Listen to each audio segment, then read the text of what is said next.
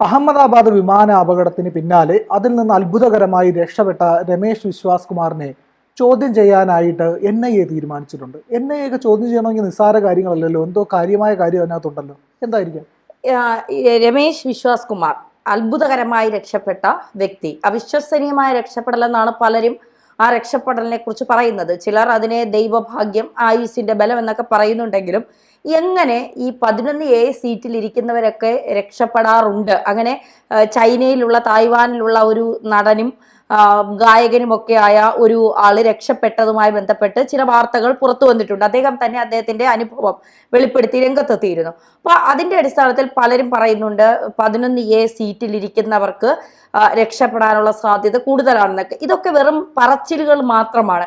ചിലർ അതിന്റെ അനുഭവവും സാക്ഷ്യപ്പെടുത്തുന്നുണ്ട്. പക്ഷേ അന്വേഷണ ഏജൻസികൾ ഇത് വിശ്വസിക്കില്ല. അവർ ഈ ദൈവവിശ്വാസത്തിലും ആയുസിന്റെ ബലത്തിലുമൊന്നും അല്ല അവർ കാര്യങ്ങൾ പഠിക്കുന്നത്, നിരീക്ഷിക്കുന്നത്. അവർക്ക് തുടക്കം മുതലേ ഇതിൽ ഈ അഹമ്മദാബാദ് വിമാന ദുരന്തത്തിൽ തുടക്കം മുതലേ വന്ന ഒരു കാര്യം എന്താണ്, ഇതിൽ ഒരു അട്ടിമറി സാധ്യത ഉണ്ടോ, ഏതെങ്കിലും തരത്തിലുള്ള ഭീകരവാദ പ്രവർത്തനങ്ങൾ ഇതിൽ നടന്നിട്ടുണ്ടോ, ഹ്യൂമൻ എറർ മാത്രമാണോ, ഈ ആദ്യം വന്നത് പൈലറ്റ് സ്വയം ആത്മഹത്യ ചെയ്തത് എന്ന് വരെ വന്നിരുന്നു ഇതിൽ.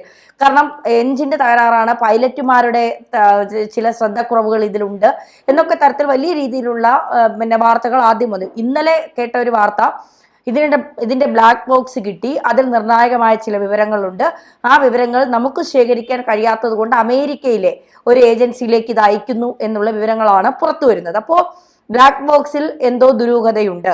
അതെങ്ങനെ തകർന്നത്, തകരാത്ത ബ്ലാക്ക് ബോക്സ് എങ്ങനെ തകർന്നു, ആരെങ്കിലും മനഃപൂർവ്വം തകർത്തതാണോ? കാരണം ഇതിൽ നമ്മൾ ഏറ്റവും പ്രധാനപ്പെട്ടതായി നോക്കുന്നത്, ഈ അപകടം നടന്നു കഴിഞ്ഞ ഉടൻ വിശ്വാസ് കുമാർ ഇറങ്ങി വരുന്ന ഒരു വീഡിയോ സോഷ്യൽ മീഡിയയിലെല്ലാം ഇപ്പോഴും ചർച്ചയാണ്.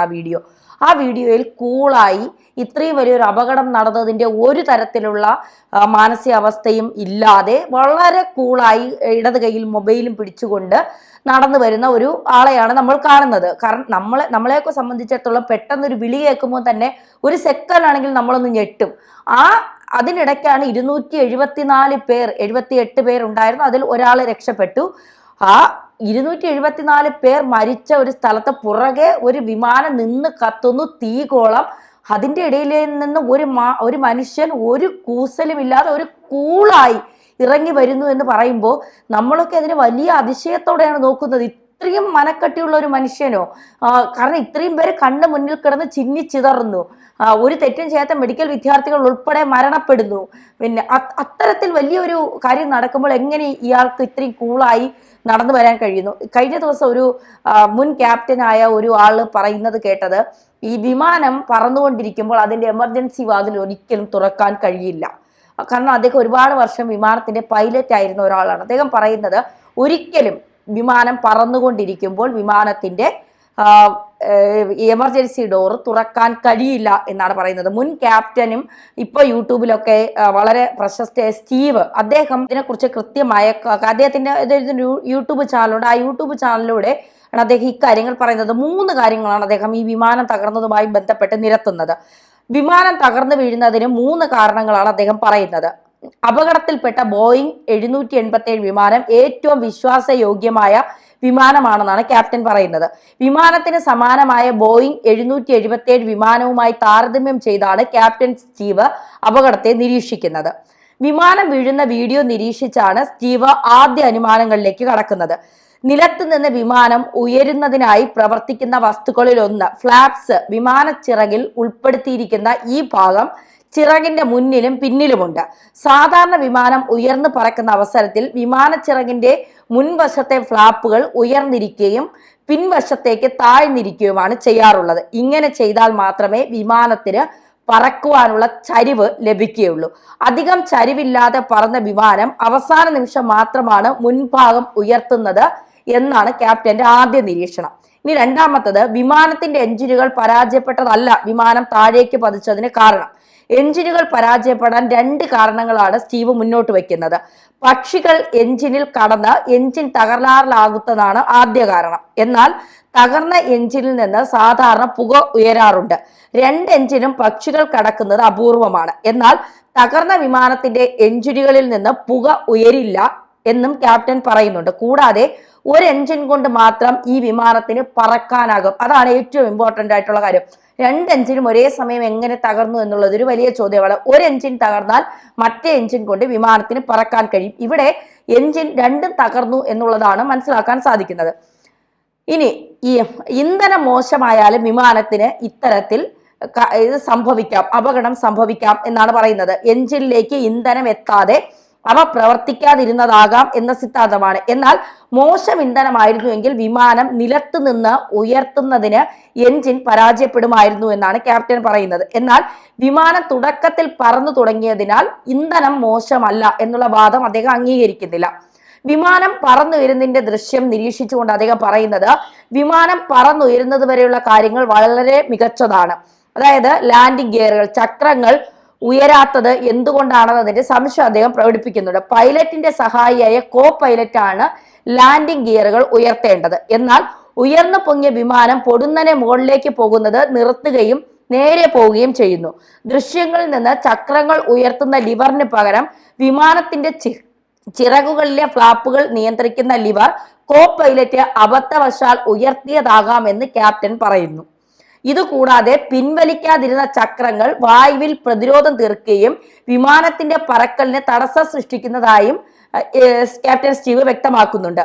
ഇതിന് പിന്നാലെ വേഗത വർദ്ധിപ്പിക്കാൻ കൂടി ശ്രമിക്കുന്നതോടെ വിമാനത്തിന് മേൽ സമ്മർദ്ദമേറുന്നു.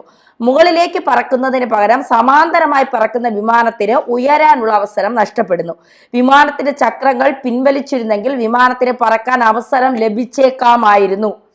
പക്ഷെ ഇത് അത്ര ഇതായിട്ട് താൻ പറയുന്നില്ല എന്നും അദ്ദേഹം പറയുന്നുണ്ട്. ഈ കോ പൈലറ്റുമാരുടെയും അല്ലെങ്കിൽ ഇതിൻ്റെ അകത്തുണ്ടായിരുന്ന പൈലറ്റുമാരുടെയും ചില എന്താ പറയുക ഇടപെടലിന്റെ കുറവ് കൊണ്ടാണ് വിമാനം തകർന്നത് എന്നുള്ള സൂചനകളാണ് ക്യാപ്റ്റൻ സ്റ്റീവ് തരുന്നത്. പക്ഷേ ഈ ബ്ലാക്ക് ബോക്സ്, ഒരിക്കലും തകരാറാകാത്ത ബ്ലാക്ക് ബോക്സിൽ എങ്ങനെ തകരാറ് വന്നു എന്നുള്ളൊരു വലിയ ചോദ്യം ഇവിടെ പ്രസക്തമായി നിൽക്കുന്നുണ്ട്. ആ ചോദ്യത്തിനുള്ള ഉത്തരം തേടിയാണ് അന്വേഷണ ഏജൻസികൾ ഇപ്പോൾ ഗ്രൗണ്ട് സ്റ്റാഫിനെയും അവിടെ മെയിൻ്റെനൻസ് പണി നടത്തുന്ന സ്റ്റാഫിനെയും ഒക്കെ ചോദ്യം ചെയ്യുന്നുണ്ട്. അവരുടെ ഫോണുകൾ പിടിച്ചെടുത്തിട്ടുണ്ട്. അവർ ആ ദിവസം ആരെയൊക്കെ വിളിച്ചു, ആരുമായി സംസാരിച്ചു എന്നൊക്കെയുള്ള വിവരങ്ങൾ ശേഖരിക്കുന്നുണ്ട്. CCTV ക്യാമറകൾ ശേഖരിക്കുന്നുണ്ട്. നമുക്കറിയാം ഒരു മലേഷ്യൻ വിമാനം MH370 വിമാനം ഇന്ന് വരെ അതെങ്ങോട്ടാണ് പോയതെന്നോ അതിന്റെ ഒരു വിവരങ്ങൾ നിഗൂഢമായി മറഞ്ഞു കിടക്കുകയാണ് ഇന്നും ആ വിമാനത്തിന് യാത്രക്കാരെ ഒക്കെ പരിശോധിച്ചപ്പോൾ അവസാന നിമിഷം മനസ്സിലാക്കാൻ സാധിച്ചത് 2 ഇറാനിയൻ യാത്രക്കാർ ആ വിമാനത്തിൽ ഉണ്ടായിരുന്നു എന്നുള്ളതാണ്. ഇവരുടെ ബാക്ക്ഗ്രൗണ്ടുകളൊക്കെ പരിശോധിച്ചിരുന്നപ്പോൾ ഇവർക്ക് തീവ്രവാദവുമായി ബന്ധമില്ല. പക്ഷേ ആ വിമാനം എങ്ങോട്ട് പോയി എന്നുള്ളൊരു വലിയ ചോദ്യം. വിമാനത്തിന്റെ ഒരു അവശിഷ്ടങ്ങളും കണ്ടെത്താൻ ഏറ്റവും കൂടുതൽ പണം ചിലവാക്കി $155 ബില്യൺ ചിലവാക്കിയാണ് അതിന്റെ അന്വേഷണം ഏകദേശം 6 മാസത്തോളം നടത്തിയത് എന്നാണ് പറയുന്നത്. ആ അന്വേഷണത്തിൽ ഇന്ന് വരെ ആ വിമാനത്തിന്റെ ബ്ലാക്ക് ബോക്സ് കണ്ടെത്താൻ സാധിച്ചിട്ടില്ല. വിമാനം എവിടേക്ക് പോയി എന്ന് കണ്ടെത്താൻ സാധിച്ചിട്ടില്ല. റഡാറിൽ നിന്ന് വിമാനം അകന്നിട്ട് 1.5 മണിക്കൂറോളം വിമാനം വീണ്ടും സഞ്ചരിച്ചു. അതുപോലെ റഡാറിൽ തെളിഞ്ഞിട്ടില്ല. അപ്പോൾ ആരെങ്കിലും ഹാക്ക് ചെയ്തതാണോ, എവിടെയെങ്കിലും വീണിട്ടുണ്ടെങ്കിൽ അതിന്റെ അവശിഷ്ടം കിട്ടണം.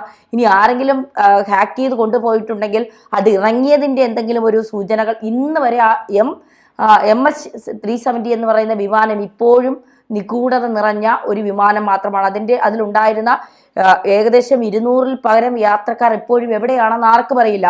അതുപോലെയാണ് വിമാന ദുരന്തങ്ങൾ ഉണ്ടാകുമ്പോൾ പലപ്പോഴും നമുക്കിത് അറിയാൻ കഴിയില്ല, ഇത് എങ്ങനെയാണ് സംഭവിച്ചത്, എന്താണ് സംഭവിച്ചത് എന്നുള്ളത്. ഇവിടെ പക്ഷേ അത് കൃത്യമായി അറിയണം. ഏതെങ്കിലും തരത്തിൽ ഭീകരവാദ ബന്ധമുണ്ടോ, ആരെങ്കിലും ഇതിൽ അട്ടിമറിക്ക് സാധ്യതയുണ്ടോ, കോ പൈലറ്റുമാർ അല്ലെങ്കിൽ പൈലറ്റുമാർ ഏതെങ്കിലും തരത്തിലുള്ള ഗൂഢാലോചനകൾ നടത്തിയിട്ടുണ്ടോ, ഇനി അതിൻ്റെ അകത്തിരുന്ന ആർക്കെങ്കിലും ഇതിൽ പങ്കുണ്ടോ എന്നൊക്കെയുള്ള കാര്യങ്ങൾ കൃത്യമായി NIA അന്വേഷണ ഉദ്യോഗസ്ഥരും കേന്ദ്ര സർക്കാരും വ്യോമയാന മന്ത്രാലയവും അത് അന്വേഷിക്കുന്നുണ്ട്.